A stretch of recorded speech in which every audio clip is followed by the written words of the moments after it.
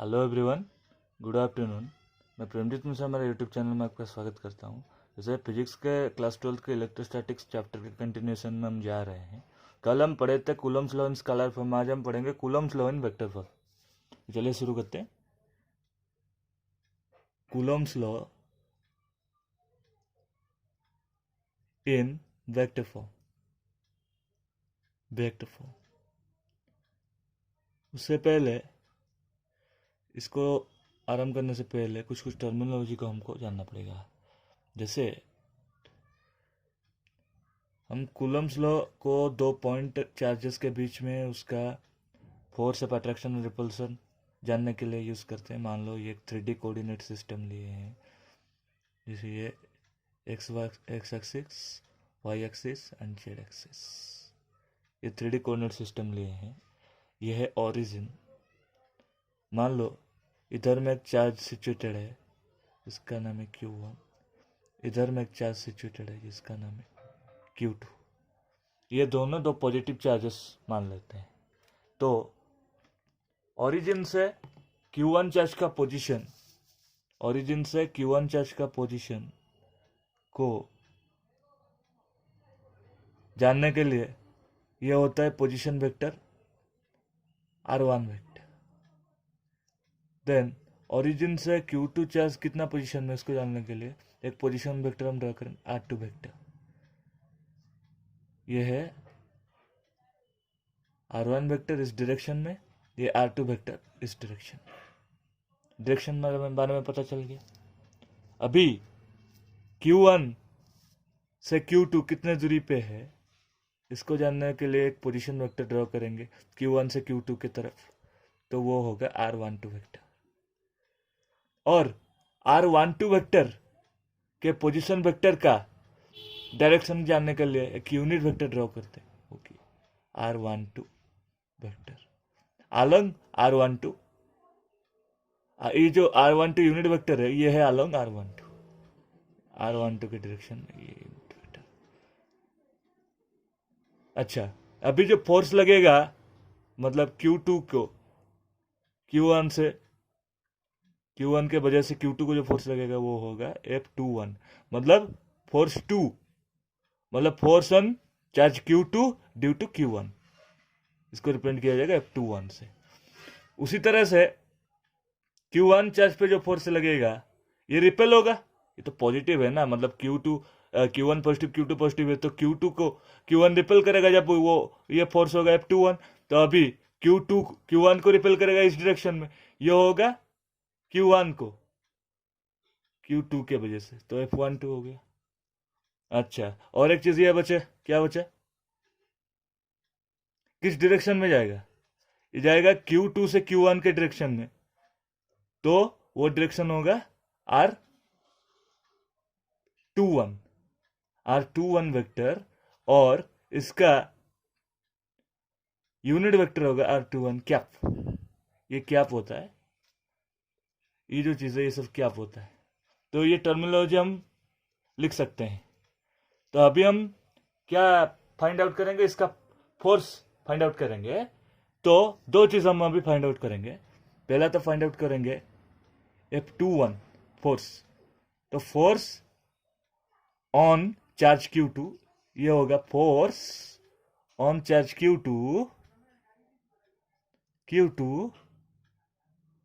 Due to charge Q1, है ना। तो ये जो है इसको फाइंड आउट करने के लिए F21 vector is equal to 1/4 pi epsilon naught Q1 Q2 by R12 magnitude का स्क्वायर। और इसका डायरेक्शन जानने के लिए ये यूनिट वेक्टर जो ड्रॉ होगा ये है R12 यूनिट वेक्टर, है ना। तो ये हो गया पहला इक्वेशन। दूसरा इक्वेशन जानने के लिए दूसरा फोर्स क्या होगा, F12 force on charge Q1 due to Q2। तो F12 वेक्टर इक्वल टू 1/4πε0। ये हम पहले से जानते हैं इसका formula, Q1 Q2 by R21 vector का मैग्नीट्यूड का स्क्वायर इनटू इसका डायरेक्शन क्या होगा, R21 कैप, है ना। ये तो हम जान लिए, ये तो फोर्स का। अभी हम क्या करेंगे, अभी हम देखेंगे, ये तो हो गया चीज। इसके बाद में हम क्या करेंगे, इसके बाद में हम देखेंगे कि देखिए ये जो चीज है, हम ज्योमेट्री से ये पता चल रहा है कि R12 वेक्टर का डायरेक्शन, मतलब R12 वेक्टर, ये पोजीशन वेक्टर का डायरेक्शन R21 वेक्टर का अपोजिट है, अपोजिट है ना। इसका मतलब ये भी होगा, इसका यूनिट मतलब R12 कैप ये भी अपोजिट होगा R21। तो इसी को कोई भी इक्वेशन में एक को पुट कर देते हैं तो क्या होगा, तो मान लो सेकेंड इक्वेशन में ये पुट कर देते हैं, ये जो वैल्यू, ये सपोज 3 है, ये सपोज 3b, दोनों को सपोज सेकेंड इक्वेशन में putting R12 vector and R मतलब putting those values in 2, we get क्या क्या हमने पाया, ये होगा F12 1/4πε0 Q1 Q2 by R21 vector, R21 जो है, अगर R21 को हम पाएंगे तो R21 इससे क्या होगा, R21 इसका अपोजिट होगा, सीधी बात है, माइनस ऑफ R12, तो माइनस ऑफ R12 इसका स्क्वायर होगा, R12 का स्क्वायर, सीधी बात, मतलब माइनस का स्क्वायर तो प्लस में आएगा ना, तो R12 का स्क्वायर ये हो जाएगा। और दूसरा जो बचा, क्या बचा, R21 का कैप जो बचा, ये होगा R12, दोनों एक दूसरे का अपोजिट है ना, ऐसा भी तो लिखा जा सकता है। तो R12 जो होगा, है ना, माइनस ऑफ R12 कैप। तो इधर से हम ये देखिए, ये हम क्या कंपेयर कर सकते हैं, इसको मान लीजिए 3, तो कंपेयरिंग 2 और 3 हम क्या पाएंगे, ये देखिए, तो 2 और 3 को अगर हम कंपेयर कर रहे हैं, इसको देख लीजिए, ये लिख लीजिए F12 equal to 1/4 Q1 Q2 by R12 square minus of R12 cap. ये दोनों का अगर हम कंपेयर करेंगे, देखिए दोनों का मैग्नीट्यूड तो सेम है, ये मैग्नीट्यूड सेम है ना, मैग्नीट्यूड तो सेम है, ये पहला का दूसरा का, इसका मैग्नीट्यूड तो सेम है। तो हम ऐसे भी लिख सकते हैं कि F12 जो है F21 का अपोजिट है, तो इधर में लिखेंगे, इसका मतलब यह होगा F12 is equal in magnitude but opposite in direction। इससे हम ये प्राप्त कर सकते हैं, है ना। तो मतलब इसका मतलब ये है, ये देखो, ये Q1 चार्ज, ये Q2 चार्ज है, ये जो फोर्स लगेगा इस डायरेक्शन में, मतलब Q2 को जो फोर्स लगेगा F2 इस डायरेक्शन में, Q1 को जो फोर्स लगेगा Q2 की वजह से F1 इस डायरेक्शन में, दोनों ये हुआ ना ऑपोजिट, मतलब plus plus F2 opposite of F1 हुआ ना। दूसरा मान लो सिमिलर चार्जेस कर लेते हैं, मान लो ये Q1 ये माइनस है, ये प्लस है, ये इसके कारण ये दोनों मान लो माइनस माइनस के, तो ये इसके Q1 Q2 की तरफ आकर्षित होगा, Q2 Q1 की तरफ आकर्षित, तो Q1 Q2 की तरफ, तो ये F1 होगा मान लो, मतलब Q2 को पड़ रहा है तो F2 होगा फोर्स, और ये Q1 को पड़ रहा है तो F1 होगा फोर्स, ये भी एक दूसरे का अपोजिट बने। तो ये जाहिर सी बात है कि भाई मतलब फोर्स ऑफ अट्रैक्शन हो या फोर्स ऑफ रिपल्शन हो, कुछ भी हो, एक दूसरे के ऑपोजिट ही रहेंगे, तो F12 इक्वल इन मैग्नीट्यूड रहेंगे बट ऑपोजिट इन डायरेक्शन रहेंगे। तो इसको मान लो एक्सटेंडेड वेक्टर फॉर्म में कुछ कुछ लोग लिखेंगे, तो ये क्या होगा, एक्सटेंडेड वेक्टर फॉर्म। तो कूलम्स लॉ के जो एक्सटेंडेड वेक्टर फॉर्म ये कैसे लिखे जाएंगे, इसका एक्सटेंडेड वेक्टर फॉर्म ये होगा, मान लो इधर में जैसे देखो, इतना तक ने हमने समझा।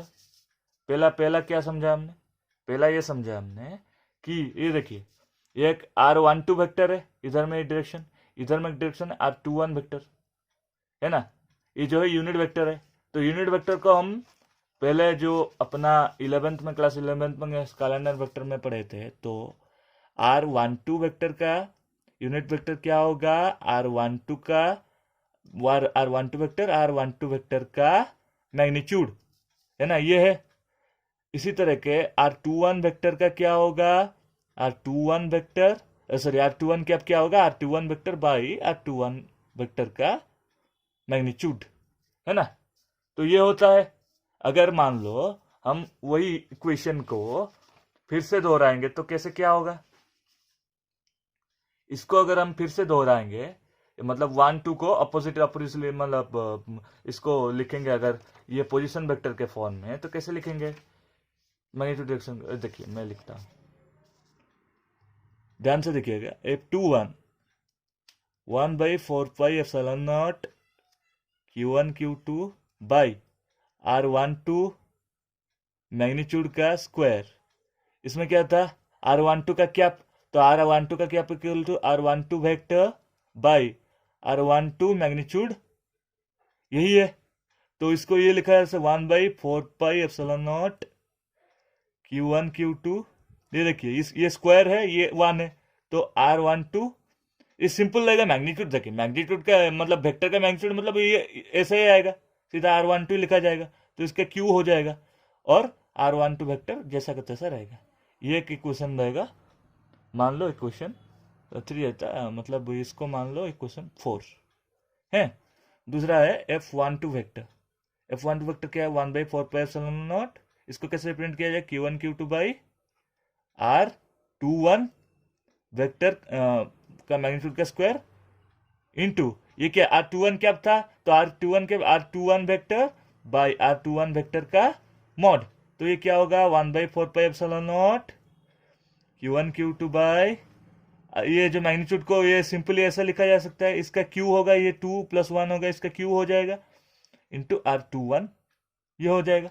अच्छा, मैं दूसरा एक पेज लेता हूं, इसका देखिए, इसका एक्सटेंशन अब हम करेंगे, ये दोनों का इक्वेशन 4 और इक्वेशन 5 का फर्दर एक्सटेंशन हम करेंगे। तो कैसे होगा इक्वेशन 4 और 5 का, ये देखिए 4 और 5 का, तो ऐसा होगा, ये देखिए ज्योमेट्री को देखिए, पहले मैं लिखूंगा, पहले ये ज्योमेट्री को देखिए, इधर में देखिए, ट्राइंगल ऑफ वेक्टर एडिशन से ये क्या होता है, R1, ये R1 एक डायरेक्शन में, सेम डायरेक्शन में है, R12 वेक्टर ये सेम डायरेक्शन में है, लेकिन R2 वेक्टर ये ऑपोजिट में है ना।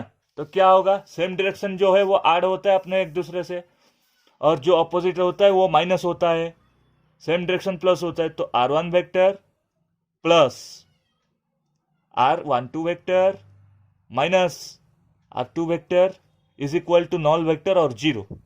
वेक्टर एडिशन होता है ट्रायंगल ऑफ वेक्टर एडिशन से मैं बताया, ये R1 वेक्टर, ये इस डायरेक्शन से R12 वेक्टर, ये इसका ऑपोजिट डायरेक्शन R2 वेक्टर।